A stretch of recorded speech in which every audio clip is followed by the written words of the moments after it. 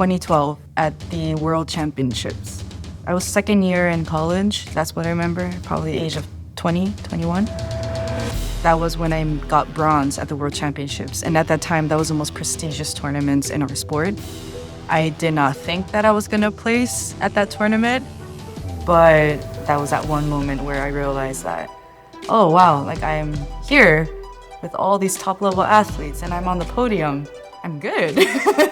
So that was the one tournament that I think changed my competition career. My name is Sakura Kokumai, Team USA Karate Olympian. Sounds so weird saying that.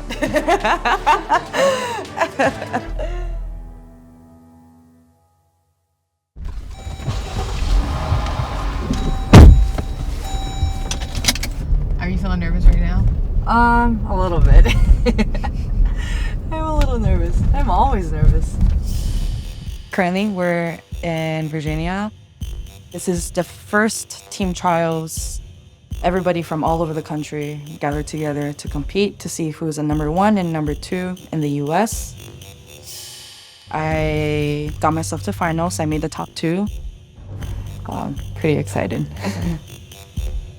Me being anxious and nervous before tournaments has not changed over the years. I just learned how to mask it. I just learned how to cope with it.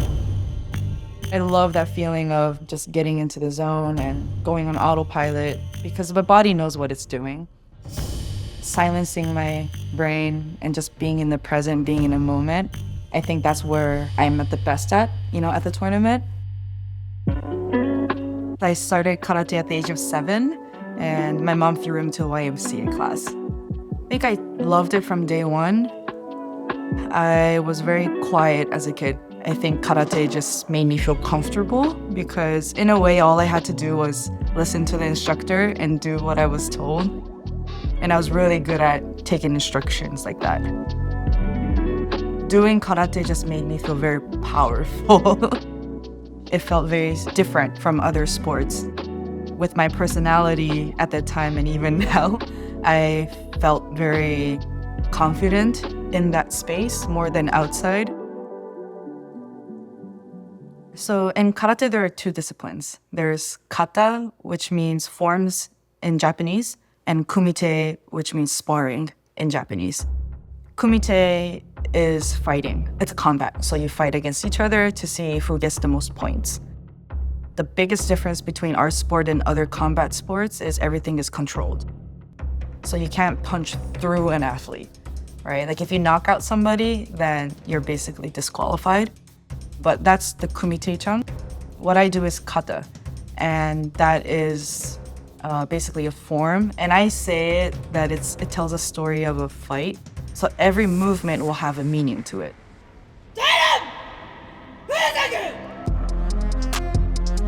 Combination of punches, blocks, kicks, all the stances has to be a certain way. The angle of the hand has to be a certain way. You cannot change anything about it. There's not much creativity in terms of the movement itself. But what I love about kata is that we're all doing the same form, but it looks different because we're all kind of bringing in something different. I think what I bring in differently is the emotional aspect of it. And that comes with personality too. Ever since, as a kid, I was able to bring that, whether that was anxiety or nervousness, anger, or anything that I tend to internalize, I was able to bring it out. I'm pretty sure that's why people say, oh, your kata's a little bit different.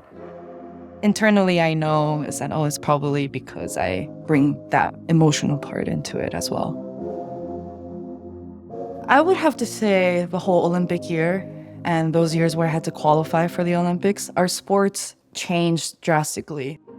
When it was officially announced, I knew that I was going to commit everything to the sport. I knew that I wanted to be part of Team USA. I knew I wanted to represent my country to go to the Olympics. I was working at that time in Tokyo, working in corporate.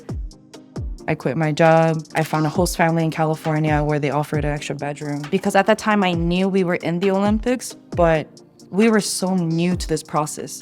So nobody knew what was happening. Even in the karate world, there was no previous Olympians, right?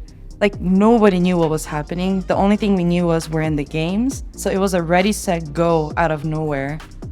That whole process of like stopping everything that I was doing to pursue a dream, and without knowing the exact plan, that whole process I think just changed my career because I learned a lot about myself. The Olympic bronze was pretty hard, for sure. The only thing that separates that loss over other losses was that I would not change a thing about that performance. You know, like I gave it everything. I think that made me like be at peace with the results. I think that was the hardest because it was one of the biggest events and everybody wants to bring the hardware back at the Olympics. It was just hard to process that loss only because I really thought I had it. And any athlete, we all talk about being in the zone, right? It's hard to be in that zone every single time. I'm very happy that I was able to experience that at the biggest stage.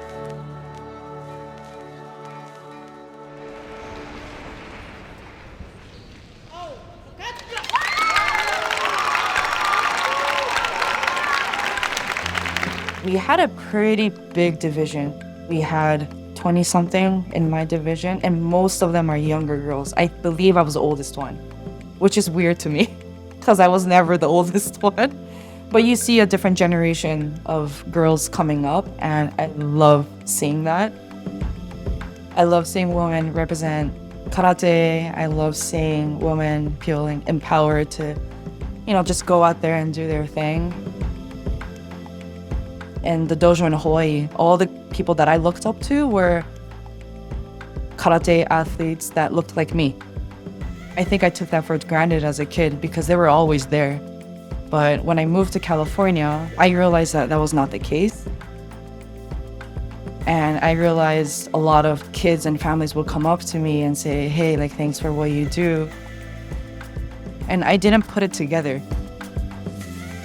At the Olympics, in karate, I was the only female that represented the US. I get it, it was hard to qualify, but I feel like we have so much talent in our country. So what is it that we're missing? Like what's missing here? Like that led to that result where there were more males representing our sport at the Olympics, and I was the only one. Hopefully this will help change a little bit, but I know we have a lot of work to do too. I love my sport, karate, because it shows strength, but there's also beauty to it too. It's nothing like what people see on TV. It sounds cheesy, but when people say karate is a way of life, like it's kind of true. You don't have to compete. You don't have to represent the country. It's what we learn in karate, I think, can hold so much value to just our lives. So I'm hoping that after I finish with my competitive career, I can find ways to give back in that way.